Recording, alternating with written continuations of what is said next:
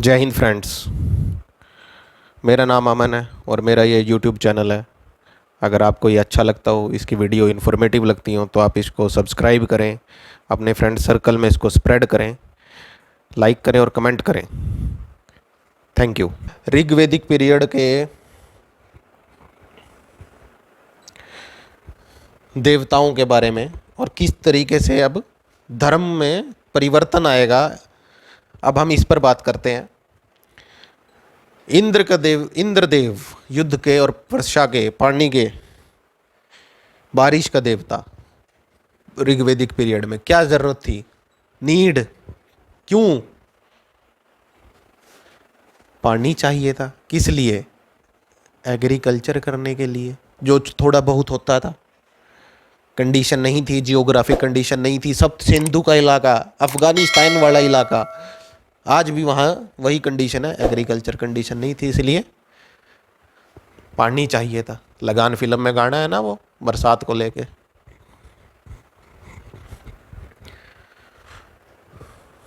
कबीले थे, लड़ाई होती थी, तो संग्राम होता था, तो युद्ध के लिए। दूसरा अगला अग्निदेव। कौन, क्यों? मीडिएटर, किसके बीच में? इंसान और देवताओं के बीच में। स्वाहा वहां तक पहुंच गया। स्वाहा नाम है अग्नि की, देव की पत्नी का, इसलिए स्वाहा बोला जाता है। मीडिएटर, एक मीडिएटर भी चाहिए जो हमारी प्रार्थना वहां तक पहुंचा दे। अगले देव वरुण देव।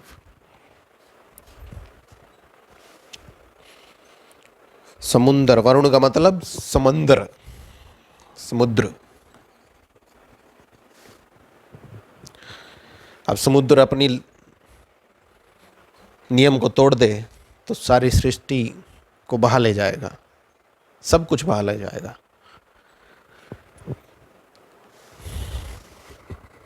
इसीलिए वर्ण को बोला गया रीत, नैतिकता।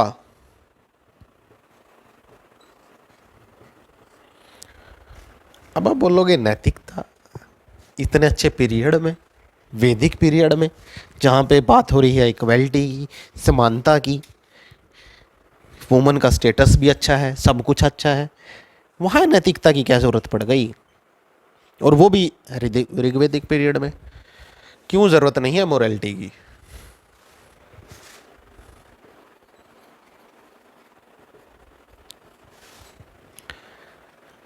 कारण, क्यों, रीज़न।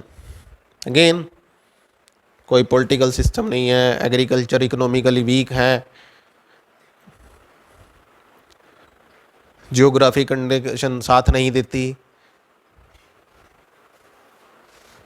और जो पूजा इस टाइम में होती थी वो क्या थी? प्रार्थना और चढ़ावा। कोई पाठ, कोई भजन कीर्तन, कोई कथावाचक नहीं था। क्यों? इकोनॉमी ही नहीं थी। एक रुद्र अभिषेक अगर आप कराने जाओगे आज की डेट में, तो आपके आराम से 15,000 रुपये आराम से लग जाएंगे। सावन के महीने में बहुत कराते हैं ना, सभी कराते हैं, सभी तो नहीं करना चाहिए लेकिन हाँ कराते हैं लोग, तो उसमें आराम से 12-15 हज़ार रुपये आपके लग जाने एक रुद्र अभिषेक में। तो इसलिए मोरालिटी की जरूरत थी। अब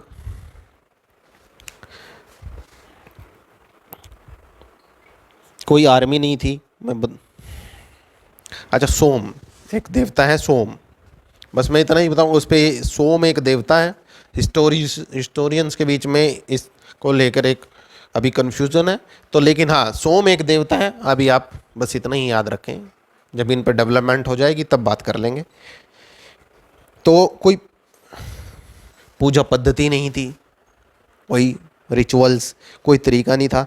भरण पोषण वाली इकोनॉमी, जितना कमाया उतना खा लिया, जितना काम करा जितने पैसे मिले उसी में गुजर बसर कर लिया, ऐसी इकोनॉमी थी। तो इसलिए कोई पूजा पद्धति नहीं थी, कोई पाठ, कोई हवन, कोई कीर्तन, ऐसा कुछ होता नहीं था। और डिमांड क्या करते थे इस ऋग्वेदिक पीरियड में?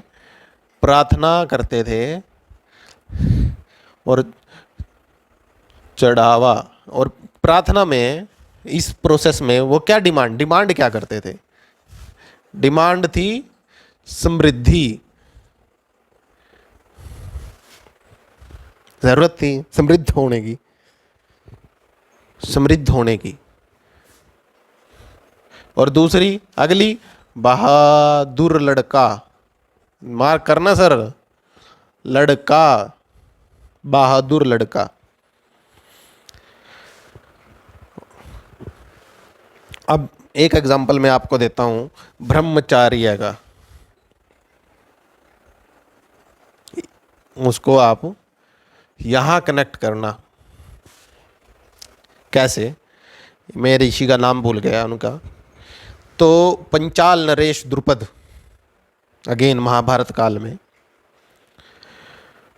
द्रोणाचार्य उनके मित्र हुआ करते थे और उन्होंने प्रॉमिस करा था द्रोणाचार्य को आधा राज्य देने का। और द्रोणाचार्य, उनको भी ये चाहिए था अपने पुत्र के लिए, अपने लिए तो नहीं।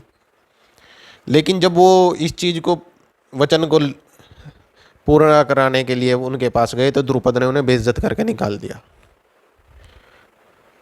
तो उस टाइम द्रोणाचार्य ने प्रतिज्ञा करी कि भाई मैं ऐसे शिष्य तैयार करूंगा जो तुम्हें हरा दें और मेरा दास बना दें, तब मैं इस राज्य को लूँगा और पूरा राज्य ले लूँगा। तो भाई ये अपना मतलब जो मेरा हक है, जो प्रॉमिस है, वो पूरा करवाऊँगा। हालांकि द्रुपद द्रोणाचार्य के आगे टिक नहीं सकता, लेकिन द्रोणाचार्य का धर्म नहीं था उस समय लड़ना, उनका धर्म था ज्ञान देना। इसलिए उन्होंने बोला कि मैं ऐसे शिष्य लेके आऊंगा। कौन? क्षत्रिय। बाद में पांडवों ने उस प्रोमिस को पूरा किया गुरु दक्षिणा देकर। तब द्रुपद ने इस चीज़ से और आधा राज्य ले लिया और द्रुपद इससे बहुत गुस्सा हुआ, बहुत हर्ट हुआ।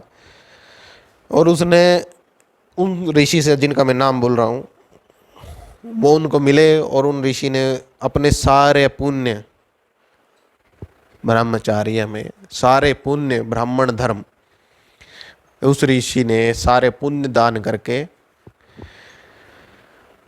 धृष्टद्युम्न पुत्र मिला।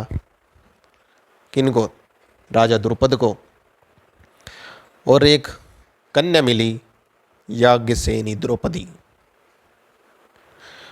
लेकिन द्रोणाचार्य ने उस जो मरा जन्मा ही इसीलिए था, जिसका जन्म कह के कराया गया था कि ये द्रोणाचार्य का वध करेगा, वो सामने से वध नहीं कर पाया। द्रोणाचार्य, कितना बड़ा नाम।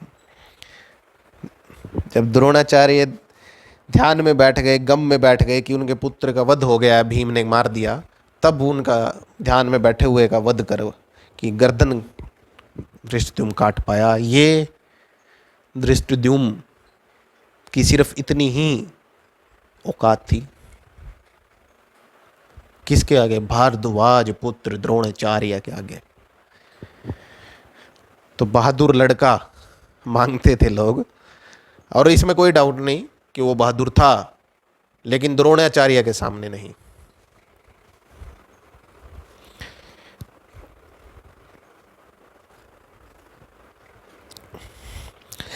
अब ये सारा पीरियड जिसमें देवता, एक इंद्र, अग्नि और वरुण डिपेंड हुए या आए, किसकी वजह से? लोगों को इकोनॉमिकली जो चीज़ चाहिए हुआ थी उसको। अभी लक्ष्मी की हम पूजा करते हैं, मैंने अभी बताया क्यों, क्योंकि हमें पैसे चाहिए। इंडियंस को आज की डेट में पैसे की ज़्यादा ज़रूरत है, इसलिए वो लक्ष्मी की पूजा करते हैं, या कहें कि ज़्यादा पूजा करते हैं लक्ष्मी की। फिर अब देखो, मैन मेड कॉन्स्टिट्यूशन में लॉ ऑफ अमेंडमेंट है, मतलब बदलाव का प्रविधान। कुछ भी अगर चेंजेस करना हो, कुछ पुराने लॉज जो आज की डेट में फिट नहीं हो पा रहे हैं, कई कारण हैं, या जैसे अभी निर्भया कांड हो गया तो वो 7 साल की एज को जो 7 साल टाइम पीरियड था रेप केस में, उसको बढ़ा के कर दिया गया फांसी की सजा तक।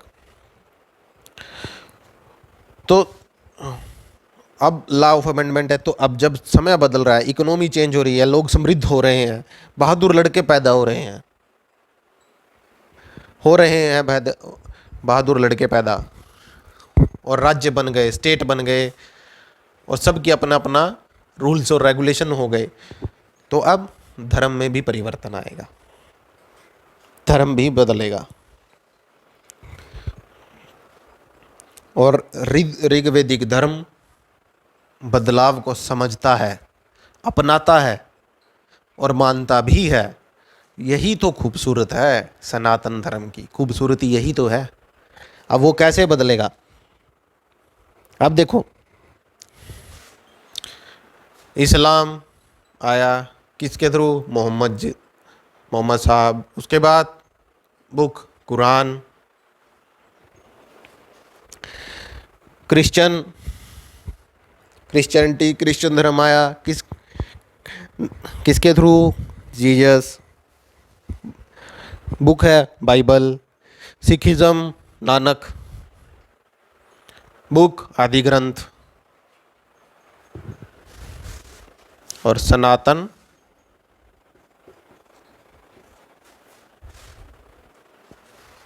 पता ही नहीं। शाश्वत धर्म, शुद्ध धर्म। ऐसा नहीं है कि वो नहीं है, वो भी है। किसने लिखा, किससे, कहां से आया? सनातन, सदा के लिए।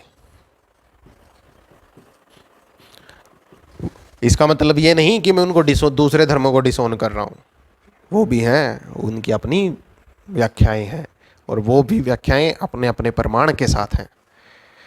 जब उन पर आएंगे तब बात करेंगे। नानक ने क्या खूबसूरत काम किया सारी कम्युनिटीज को जोड़ने का,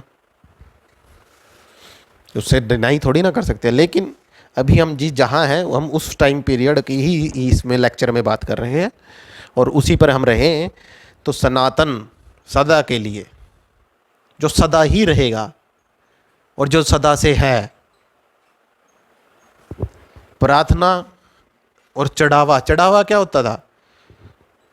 वही अनाज, एग्रीकल्चर। और आज भी गांव में जाओगे तो वही हो रहा है, वही होता है। लोग एक थाली में वही अनाज, मीठा, वही दाल, वही आटा लेकर जाते हैं और प्रार्थना करके आते हैं, और जो मांगना होता है वो मांगते हैं। अब जब धर्म में चेंजेस आ गए,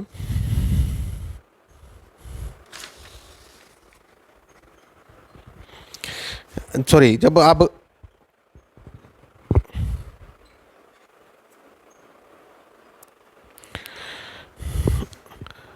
अब यहाँ से ऋग्वेदिक के बाद चेंजेस आना शुरू हो गए। जब हम लेटर वैदिक की तरफ जा रहे हैं तो उसके बाद क्या चेंज आया? यहाँ क्या था? इसमें था ट्राइबल। कोई स्टेट नहीं था, स्टेट मतलब राज्य। कोई आर्मी नहीं थी, कोई पॉलिटिकल सिस्टम नहीं था, इकोनॉमी वीक थी। अब लेटर वैदिक एज में जा रहे हैं जब, तो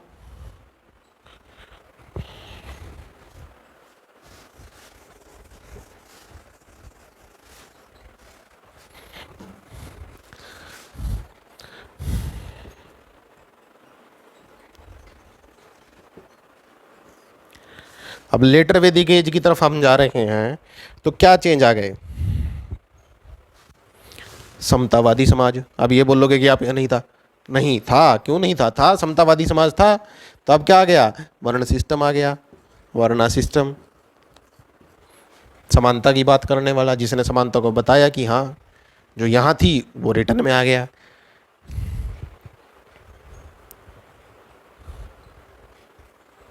फिर क्यों गया?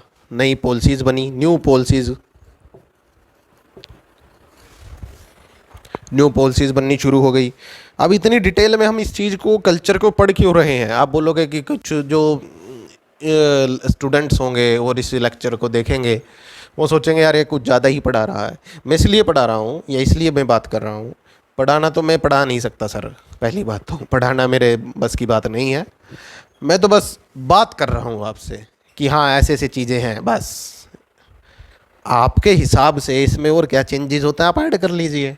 मैं आपको पढ़ा नहीं सकता, मैं तो सिर्फ बात करता हूँ। डिस्कशन, ये तो एक डिस्कशन है। नई पॉलिसी शुरू हो गई और अब ये सब हो रहा है, इसका ठप्पा स्टैंप कहाँ से पता, कौन करेगा, कौन इसको करेगा, कौन बताएगा? इसको प्रमाणित कौन करेगा? ब्राह्मण धर्म इस पर ठप्पा लगाएगा। और ब्राह्मण का क्या धर्म है? खुद ब्राह्मण का क्या धर्म है? सैक्रिफाइस और रिचुअल्स, ये ब्राह्मण धर्म है। और ब्राह्मण कौन है ये कैसे पता चले? सैक्रिफाइस, रिचुअल, कर्मकांड। और कौन ब्राह्मण है ये कहाँ से पता चलेगा? ये भी बताया गया, ये भी डिसाइड हुआ कि ब्राह्मण कौन है, ये कैसे पता चलेगा? ये भी डिसाइड हुआ कैसे? जनेऊ से।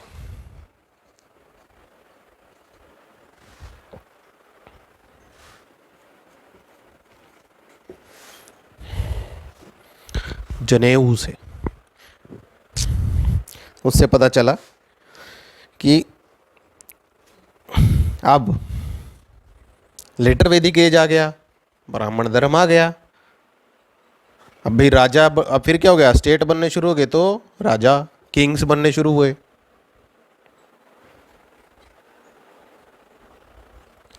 अब ये राजा है, ये कैसे पता चलेगा?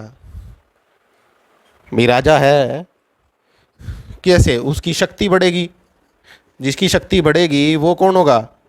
राजा। शक्ति इंक्रीज हो गई, बढ़ गई। और ये कैसे प्रमाणित होगा कि शक्ति बढ़ गई? राजसू यज्ञ।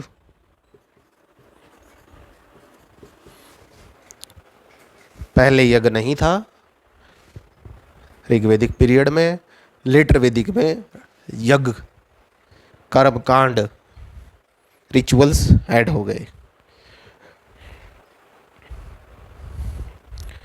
इससे क्या पता चलता है? इससे बताया गया जनता को क्या, कि आपका राजा कौन है? जो राजयोग करता है, उसकी शक्ति है, वो राजा है।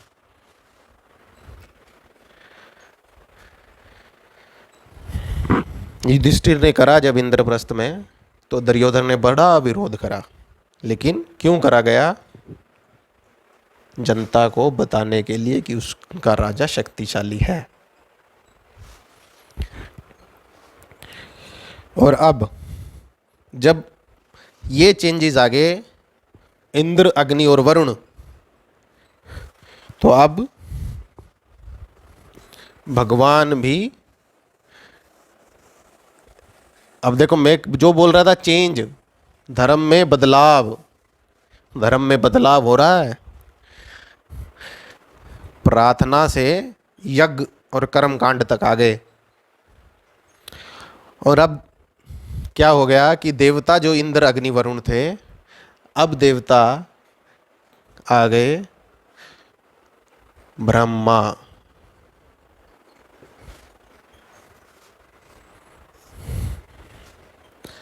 कौन? बताया गया क्यों, किस लिए क्या जरूरत आन पड़ी ब्रह्मा की? ये सोचो सर, ये सोचने की बात है भाई, ऐसी क्या जरूरत आन पड़ी? वहाँ तो ठीक था, सिस्टम ठीक है, प्रार्थना करी, लेकिन अब ये सब आगे इनका आपको पता चल गया।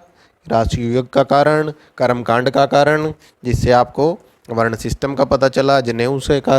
और अब ब्रह्मा का आए तो ब्रह्मा का क्या, क्यों, कारण क्या हुआ? ब्रह्मा जिसने बनाया, creator,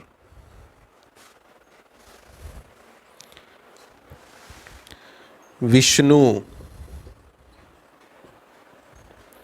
Rudra, Rudra Mahesh, Vishnu protector, Rudra destroyer. अब रुद्र क्या करते हैं? जब भी, आप समझना इस बात को,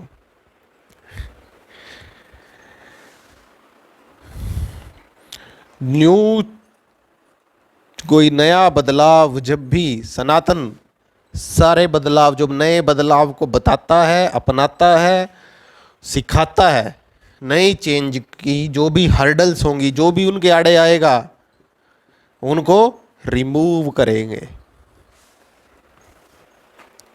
डिस्ट्रॉय करेंगे।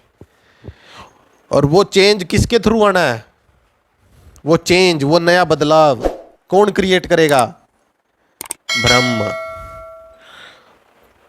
और उसको प्रोटेक्ट कौन करेगा? उसको बढ़ाएगा कौन? कब तक उसको पालता रहेगा? प्रोटेक्टर।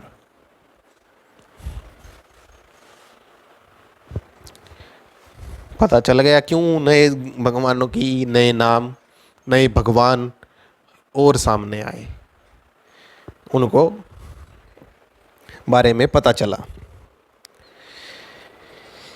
आज हम लोग अब नए बदलाव के लिए एक चीज, महान नाम रामकृष्ण परमहंस। अब जब भी कोई बदलाव होता है तो कुछ ना कुछ हर्डल तो होती है।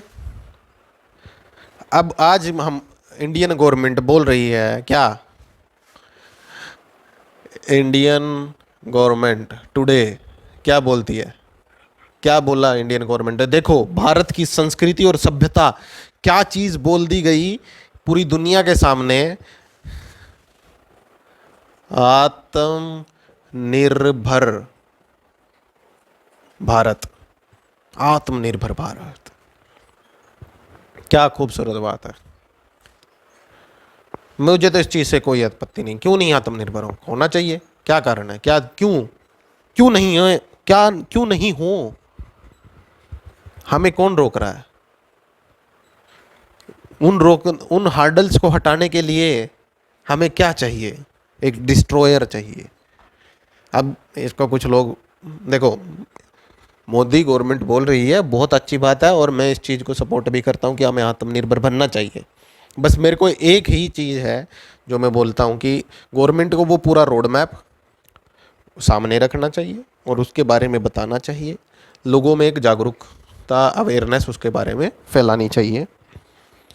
अब इस हार्डल को हटाने के लिए डिस्ट्रॉयर, पहले तो प्रोटेक्टर चाहिए। अब प्रोटेक्टर चाहिए तो हमें उसके लिए काम करना, मेहनत करना, सब कुछ करना पड़ेगा, बचाना पड़ेगा।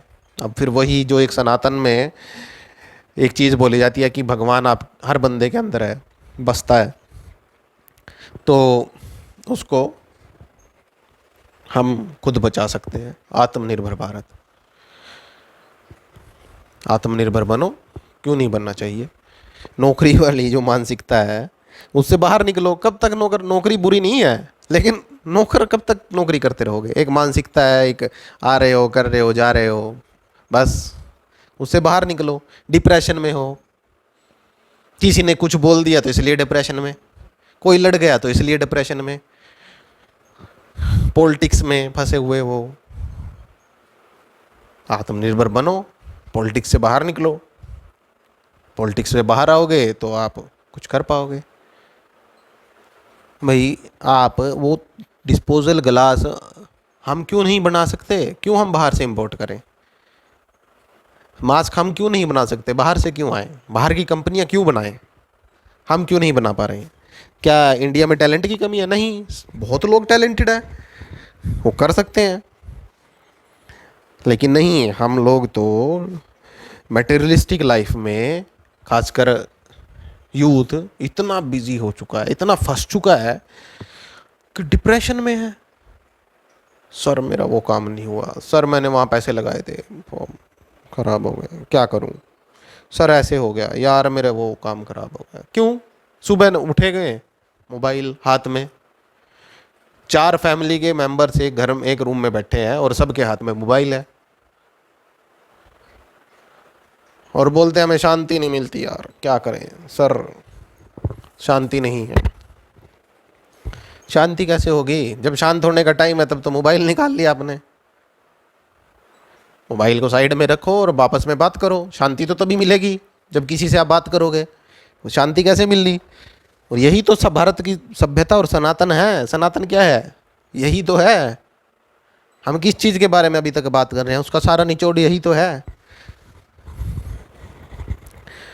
असल में क्या हुआ कि जो यूथ है वो बेचारा पढ़ने का तरीका ही भूल गया। बस पढ़ो पढ़ो, रट लो, रट लिया, ख़त्म। सोचा नहीं कि भाई क्या हो रहा है। और जो चीज़ आपको सोचने पे मजबूर नहीं कर रही तो आप पढ़ नहीं रहे, आप ज़ीरो। और जब आप पढ़ रहे हो और आपके दिमाग में क्वेश्चंस आ रहे हैं कि हाँ ये चीज़ क्यों हुई, और आप उसको ढूंढने की कोशिश कर रहे हो, तो मतलब आप सही पढ़ते हो। जीवन में अगर आपके पास हर रोज़ आपके पास अगर चैलेंज नहीं आए, समस्या नहीं आए, तो आप समझ लेना कि आप गलत रास्ते पे हो। ये मैं नहीं कह रहा हूँ, स्वामी विवेकानंद ने कहा है। कौन बोले? स्वामी विवेकानंद। किसी भी काम को तब तक करो और पूरे मन से करो और आत्मा से करो जब तक आप उसमें सफल नहीं हो जाते। स्वामी विवेकानंद।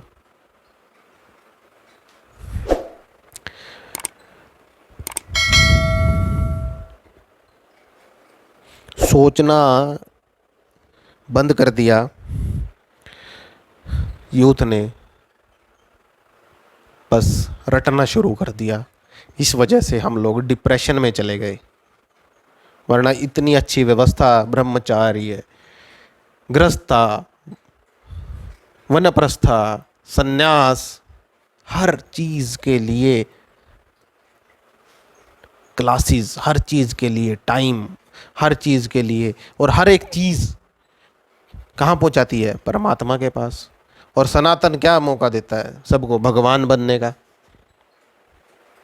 वर्ण सिस्टम क्या मौका देता है? भगवान बनने का। अब आप बोलोगे कि सर ऋषि मुनियों ने तो कभी ऐसा कुछ हमने सुना ही नहीं, फिर वो कृष्ण कैसे भगवान बन गए? ब्रह्मचार्य जीवन जिया, गृहस्थ जीवन जिया, वनप्रस्थ जिया, संन्यास जिया। श्री राम, श्री राम। तो किसी एक को पकड़कर भी आप बन सकते हैं और परमात्मा तक पहुंच सकते हैं। नानक, गुरु नानक ब्रह्मचारी है, देन गृहस्थ, शादी भी हुई, 2 लड़के भी हुए, लक्ष्मी चंद और श्री चंद। और उसके बाद फिर वनप्रस्थ, जगह जगह जाना और धर्म अच्छी बातों को इकट्ठा करना, महान संतों से मिलना, वाराणसी में जाना, कबीर से मिलना, हेमकुंड साहब जाना, वहाँ बैठे हुए योगियों से मिलना, जगन्नाथपुरी जाना, वहाँ बैठे हुए ब्राह्मणों से मिलना, सारी जगह से बात करके अच्छी बातों को इकट्ठा करके लेके आना और एक किताब में लिखना, मक्का जाना, वनप्रस्थ, ज्ञान की खोज, प्रकृति की तरफ, और आखिर में संन्यास। अपने ही एक शिष्य को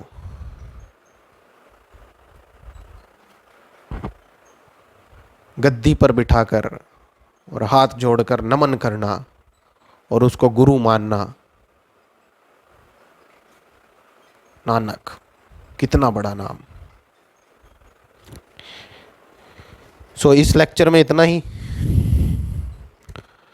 फिर मिलेंगे, इस सीरीज़ को कंटिन्यू करेंगे। तब तक सर्च करें, ढूंढें वीडियो। अगर अच्छी लगती हो, इन्फॉर्मेटिव लगती हो, इंटरेस्टिंग लगती हो, तो आप, रिक्वेस्ट है मेरी आपसे कि आप सब लोग उसको शेयर करें, चैनल को सब्सक्राइब करें, लाइक करें। और कोई मेरी कोई बात आपको बुरी लगी हो या कुछ आप इसमें ऐड करना चाहते हो तो आप कमेंट करें, आपके सभी कमेंट पढ़े जाएंगे। तब तक के लिए मैं यही कहूँगा कि आप पढ़ें और सोचें, और शांति से सोचें। एक पैरा पढ़ा और उसको सोचें, तो मैं यही कहूँगा। Thank you.